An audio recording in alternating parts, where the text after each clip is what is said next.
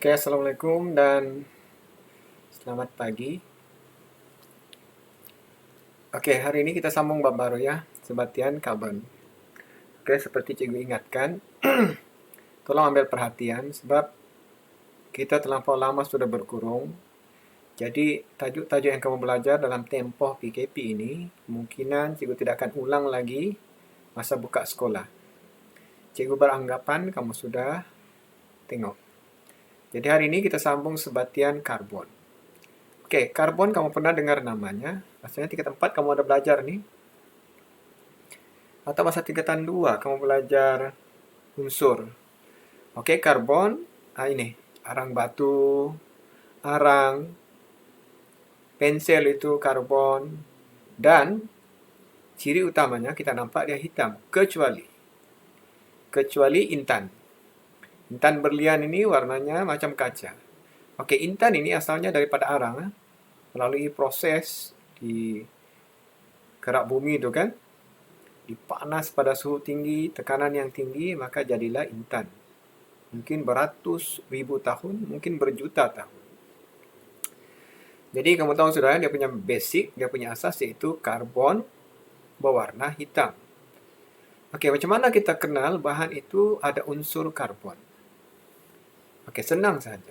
Kita mau tahu, apa bahan yang kalau dibakar jadi hitam? Oke, dalam kehidupan seharian kamu banyak nih. Oke, contoh. Kertas, kalau kita bakar, akan jadi hitam. Kayu, kalau kita bakar, jadi hitam. Oke, minyak. Minyak kalau terbakar, asapnya hitam. Ataupun minyak masak. Kalau diguna lama-lama kan, dari kuning, pergi oranye, akhirnya jadi hitam.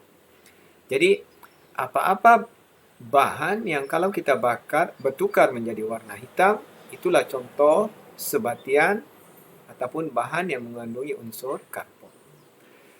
Oke, contoh paling senang ini. Oke, kalau kamu tengok arang sudah kita tunjuk. Gula. Gula kalau dibakar pun hangus akan jadi hitam. Nasi. Jadi, karbohidrat, oke, gula, nasi, kayu, selulosa, semua itu adalah karbohidrat. Oke, kita tengok protein. Daging. Kan? Sayap ayam kalau hangus, hitam juga. Mayat orang. Mayat kan kalau dibakar, hitam. Oke, getah. Getah kalau dibakar, asapnya warna hitam. Begitu juga lah petroleum, petrol, diesel, asap lori, warna hitam. Jadi ini contoh-contoh sebatian karbon yang kita panggil sebatian karbon organik. Apa dia organik? Ialah organik ini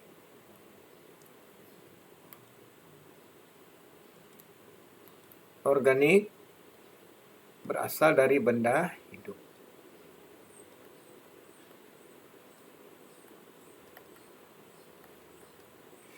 Oke, jadi mana-mana sebatian karbon berasal dari benda hidup, kita panggil dia bahan organik. Contoh, kertas. Kertas daripada kayu, maka kertas adalah bahan organik. Oke, getah dari pokok getah, maka getah adalah bahan organik. Gula, gula daripada tumbuhan, dari fotosintesis, kanji, bahan organik, benda hidup. Oke, seterusnya kita lihat contoh karbon bukan organik. Nah, paling senang batu kapur, cangkerang. Batu kapur ini asalnya dari laut. Oke, setelah jutaan tahun, cengkerang apa semua itu mendap, maka jadilah batu kapur. Oke, cengkerang ini memang dia berasal dari benda hidup. Benda hidup itu badannya, tetapi cengkerang ini tidak hidup. Kalau kita biar begini, cengkerang ini tidak akan membesar, tidak akan mati. Kenapa? Sebab cengkerang benda bukan hidup. Oke, gas karbon dioksida, karbonat yang ada dalam cola, ataupun 7-Up, atau sebarang minuman bergas. Itu ada karbonat. Dalam serbuk penai ada karbonat supaya roti itu naik. Oke, jadi ini contoh sebatian karbon yang tak organik. Apa dia? Karbon yang bukan berasal dari benda hidup. Oke, kita lihat gitar karbon. Oke, Kenapa karbon dioksida tidak pernah habis? Okey, kenapa bahan makanan kita tidak pandai-pandai habis? Sebab benda tu berpusing, diguna, dihasilkan, diguna, dihasilkan. Okey, kita bermula daripada atmosfera lah. Dari udara, atmosfera.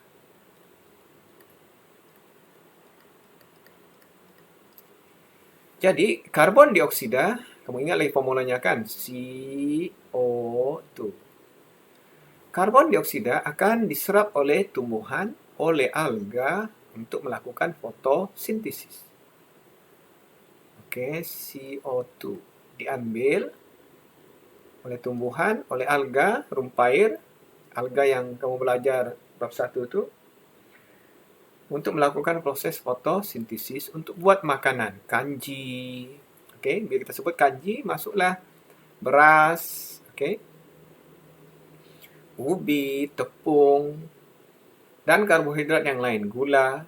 Semua itu asalnya dari atmosfera. Karbon dioksida di atmosfera. Okey, diguna oleh tumbuhan. Tumbuhan kalau bernapas akan membebaskan karbon dioksida. Haiwan, kita manusia, kalau bernapas akan membebaskan karbon dioksida. Jadi kita makan tumbuhan, kita makan haiwan yang ada karbon, kita buang balik ke atmosfera. Jadi benda ini akan berpusing. Ini kita panggil kitar karbon. Okey, apa lagi? Kalau haiwan kita, tumbuhan mati, akan diurai oleh bakteria. Kamu ada belajar sudah ni kan? Dalam kitar nitrogen hari itu. Bila diurai oleh bakteria, bakteria itu akan membebaskanlah pula karbon dioksida ke atmosfera. Begitu juga, okey, kayu, ikan ini, semua hidupan ini bila mati masuk ke dalam sana, termendap, dipanaskan, dibakar di bumi, di bawah bumi, di lapisan kerak tu. Akhirnya akan ditukar menjadi bahan api, arang batu, petroleum, dan kita guna, kita bakar, jadi balik karbon dioksida. Okey, cikgu ulang balik. Pembakaran, pernapasan, penguraian. Okey, pembakaran, pernapasan, penguraian akan membebaskan karbon dioksida. Fotosintesis. Fotosintesis menggunakan karbon dioksida untuk buat bahan makanan. Okey, kita perhatikan fotosintesis. Okey, fotosintesis menggunakan tenaga cahaya matahari. Kamu sudah belajar dulu ni. Tingkatan 2, 1 atau 3. Okey, dan ambil masuk karbon dioksida dan membebaskan oksigen. CO2 diambil, O2 dibebaskan. Jadi itu sebabnya kenapa oksigen di bumi ini tidak pandai habis. Kenapa tidak pandai habis? Sebab dihasilkan semula oleh alga dan juga tumbuhan. Jadi tidak pernah ada kes orang mati sebab habis oksigen. Tidak, benda ini akan dikitar, dipusing balik. Diguna, dihasilkan. Diguna, dihasilkan. Itu kita panggil kitar. Jadi karbon dioksida tadi akan bergabung dengan air. Air kan kamu tahu H2O. Bila digabung jadilah glukosa. Ini glukosa ya, tidak jelas. Inilah hasil fotosintesis. Fotosintesis menghasilkan glukosa. Dan dari glukosa inilah akan ditukar ke bentuk lain, kanji, apa dia? Contoh, beras, ubi, bawang, kentang. Semua ini adalah contoh-contoh kanji yang asalnya daripada glukosa. Buah. Ada pula glukosa itu akhirnya ditukar menjadi lemak. Contoh, sawit. Apalagi? Zaitun, minyak zaitun. Dan lain-lain. Sebahagiannya pula jadi protein. Protein ini cirinya ialah melekit. Apa dia melekit? Dia sticky, melekit. Contoh, kalau kamu tengok kacang bendi. Kacang bendi melekit sebab ada protein. Apalagi? Pulut. Pulut pun melekit. Ada protein. Jadi semua ini juga adalah sebatian karbon. Ingatlah, sebatian karbon. Kenapa? Sebab dihasilkan menggunakan karbon dioksida. Jadi jangan heran, nasi, kanji, tepung, semua kalau kita bakar hangus jadi hitam. Minyak masak lama-lama akan jadi hitam. Protein kalau dibakar hangus jadi hitam. Kenapa? Sebab ada unsur karbon. Boleh paham tuh? Oke, seterusnya kita tengok hidrokarbon. Dari nama pun kita tahu sudah ada hidro. Hidro maknanya hidrogen, H. Karbon maknanya karbon lah. Jadi sebarang unsur yang ada karbon dan hidrogen saja kita panggil hidrokarbon. Apa contohnya? Kita bagi 3 saja. Contoh di sini propana, gas yang kita ada di rumah. Ada 3 karbon. Propana C3H 1, 2, 3, 4, 5, 6, 7, 8. Oke, ini petrol. Petrol ini campuran berbagai jenis, beberapa jenis hidrokarbon. Hidrokarbon. Sabun. Ini molekul sabun. Saya rasa kamu sudah belajar tingkatan 4. Kalau tidak, kamu akan belajar di depan. Oh iya, di hadapan. Lemak. Nah, sabun, molekulnya, bagian ekor itu adalah hidrokarbon. Kalau kamu tengok formulanya kan CH, CH, CH, CH, CH. Maknanya tidak ada benda lain kecuali hidrogen dan karbon. Maka kita panggil dia sebatian hidrokarbon. Oke. Next, macam mana sebatian hidrokarbon ini terbentuk, dihasilkan. Oke. Seperti yang kamu tahu, sebatian hidrokarbon paling senang kita ambil contoh petroleum lah. Ini bukan petroleum, arang. Cikgu lupa betulkan. Oke, cikgu betulkan lah. Bukan petroleum tapi arang batu. Oke. Macam mana petroleum dengan arang batu terbentuk? Oke, seperti kita kata tadi, oleh kerana petroleum ini sebatian karbon, sebab kalau dibakar jadi hitam, maka sudah tentulah dia bahan organik. Dia bahan karbon dan dia bahan organik. Apa dia? Haiwan campur tumbuhan. Bila mati akan termendap. Termendap ini termendap di permukaan tanah. Kan kalau daun, najis haiwan, bangkai itu akan di atas tanah. Selang bertahun, tanah itu akan ditindih, dimendap-mendap. Jadi dia akan terturun. Tanah tadi akan turun ke bawah sebab permukaan bumi makin tebal, makin tebal, makin tebal. Oke, sebab di bawah bumi, kamu tahu, suhu tinggi. Kan kalau gunung berapi itu kan, batu cair di bawah nih. Kamu belajar dulu yang bumi, kamu belajar kita 1, 2, atau 3. Bumi di bawah nih, di tengah mantle tuh merah sudah. Maknanya batu lebur.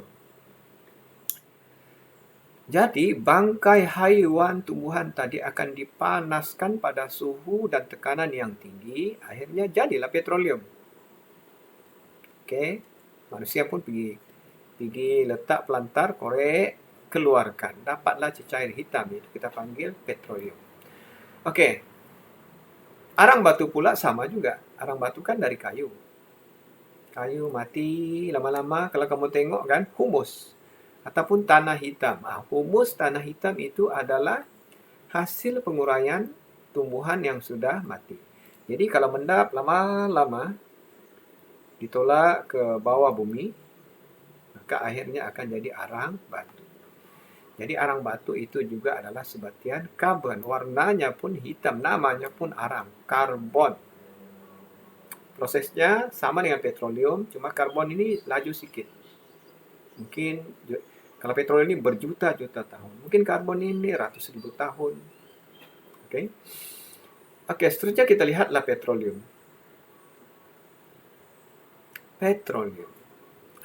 Petroleum itu kalau kita tengok warnanya hitam. Ini cecair petroleum, di makmal ada. Kalau kita buka sekolah tadi, cikgu akan tunjuk nih. Oke, petroleum cecair. Apa dia? Di dalam petroleum itu bercampur semuanya. Di situ ada gas propana, butana, ada petrol di dalamnya, ada kerosin, minyak gas, ada diesel, ada nafta, minyak yang dipakai oleh kapal, ada minyak pelincir, dan ada tar. Itu sebabnya warna hitam. Bercampur semua di sini. Oke, soalnya macam mana kita mau asingkan? Oke, macam mana kita mau asingkan? Itu dia punya persoalan. Oke, bercampur-campur. Ibaratnya lah, kita sudah buat cake, sekarang kamu disuruh asing-asingkan balik bahan cake. Macam mana kita asingkan gula, macam mana kita asingkan tepung, macam mana kita asingkan pelanta dari cake yang sudah bercampur. Oke, soalnya macam mana kita mau asingkan? Kita mau ambil tar, mau ambil pelincir, mau ambil diesel, mau ambil kerosin, petrol, dan sebagainya. Nah, ini dia punya persoalan. Oke, ini yang kita mau tengok. Oke, sebelum itu, kita tengok contoh lain. Mungkin kamu pernah belajar dahulu, tingkatan 1, 2, atau 3 menengah rendah. Katakan kita ambil arak. Arak itu di dalamnya ada air dan ada etanol. Bercampur sebab etanol larut air. Macam kamu punya sanitizer. Jadi soalnya macam mana kita mau keluarkan etanol? Macam mana kita mau keluarkan etanol? Asingkan daripada air. Begitu juga kalau di negara-negara Arab. Air susah. Jadi diorang guna air laut untuk buat air. Soalnya macam mana kita asingkan air daripada air laut? Oke, jadi kita gunalah kaedah yang kita panggil dulu penyulingan. Yaitu kita panaskan, kalau arak nih kita panaskan arak pada 78 derajat Celcius, akhirnya etanol itu mendidih. Etanol mendidih ya, air belum mendidih. Lepas itu kita sejukkan, dapatlah kita cecair etanol. Proses yang kamu panggil kondensasi. Begitu juga air. Air kita panaskan 100 derajat, jadi air akan mendidih. Garam tidak mendidih sebab garam takar didihnya 800 derajat Celcius. Oke, garam belum mendidih sebab garam takar didihnya 800 derajat Celcius. Oke. Jadi kita didihkanlah 100 derajat Celcius, baru kita sejukkan, kita dapatlah air. Didihkan 78 derajat Celcius, kita sejukkan, dapatlah etanol. Jadi untuk mengasingkan bahan berbeza takar didih, kita guna kaedah penyulingan ataupun prosesnya kondensasi. Nah, coba tengok ini. Nah, ini biasa berlaku dalam kehidupan sehari-harian kamu. Apa dia? Kalau ada air sejuk, ada ais, ataupun air dari peti sejuk, kamu dapati lama-kelamaan akan ada titisan air. Oke, akan ada titisan air. Macam berpeluh tu air minuman.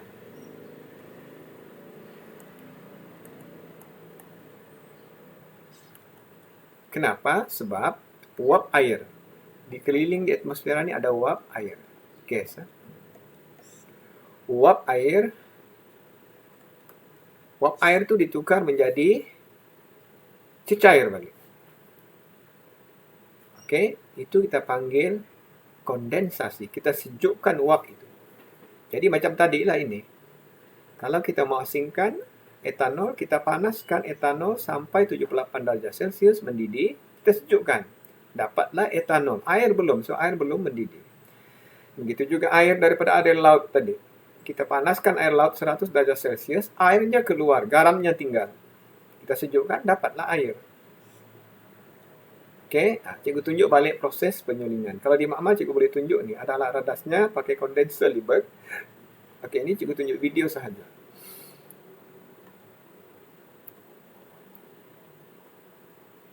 Oke, kamu tengok. Jadi apa dia buat ialah dipanaskan sampai mendidih nih.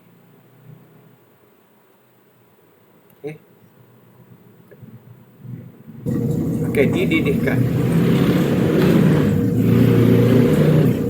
Oke, bila dididihkan, kamu tengok ada menitis, menitis, menitis. Oke, ini nih pipe nih air sejuk nih. Air sejuk masuk, disejukkannya tuh uap. Uap tuh disejukkan dan naik ke atas. Itulah. Jadi uap tadi bila disejukkan akan jadi cecair. Oke, kita tengok lebih dekat. Sini dia tunjuk dekat.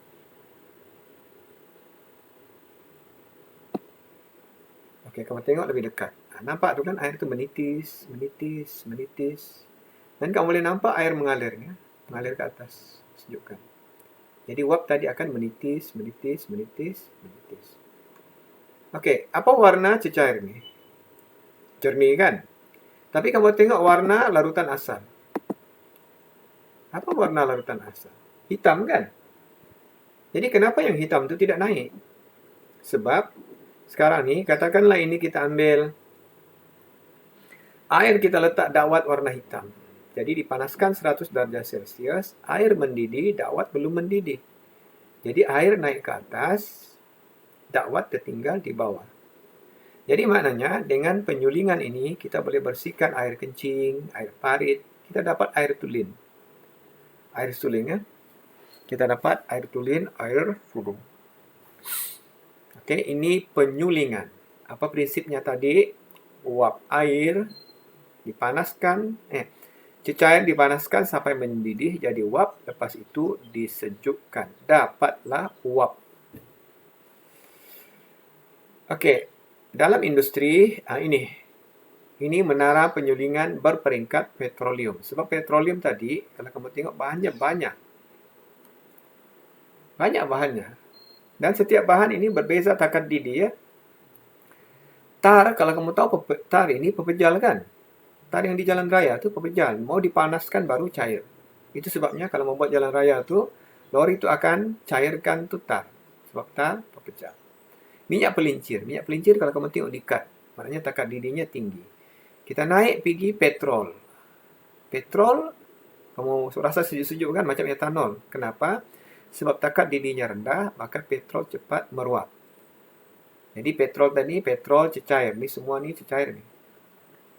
Oke, ini semua ni cecair. Oke, cecair.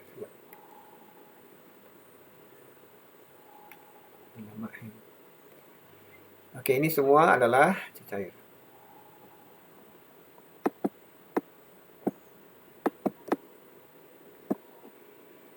Oke, butana apa semua nih guys? Petrol, kerosin, diesel, sampai pelincir, cecair, tar ini pepejal. Jadi bagaimana mengasingkan? Oke, digunalah penyulingan, dipanggil penyulingan berperingkat.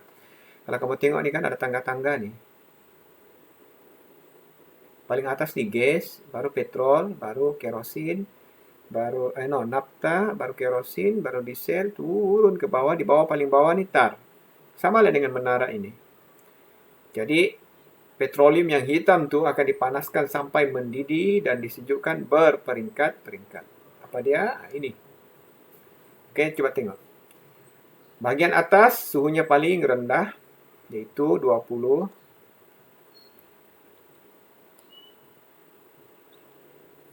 Oke, paling atas ini yang paling rendah. Oke, 20 kurang daripada 20 derajat Celcius. Sekejap. Punya penda makan.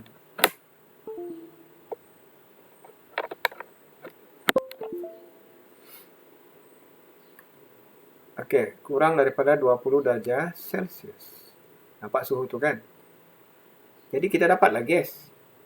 Itu sebabnya kamu tengok jenama gas itu ikut jenama serikat minyak. Kan kalau kuning Shell, kalau hijau Petronas. Kalau dulu, sekarang ni macam tukar syarikat sudah. Dulu dia ikut jenama Petronas. Oke. 20 hingga 60 derajat Celcius. Ini petrol. Ini takat didih rendah. Di atas ni takat didih rendah. Oke, kita disejukkan lagi 180 hingga 220, dapatlah kerosin, minyak gas yang digunakan oleh kapal terbang. Oke, balik seterusnya disejukkan 250 hingga 300 derajat Celcius, dapatlah minyak industri yang digunakan oleh kapal. Kamu tengok suhu makin ke bawah ni makin tinggi. Oke, suhu di bawah ni tinggi, suhu di atas rendah.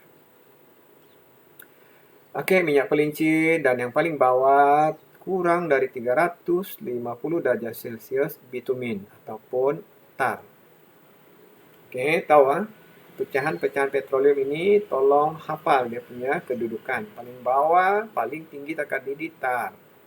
Barulah minyak pelincir, barulah minyak kapal, barulah diesel, barulah minyak gas, minyak kapal terbang, barulah nafta, bahan kimia, barulah petrol, baru gas. Urutan ini, ingat dia punya urutan ini. Disusun mengikut takat didih. Oke.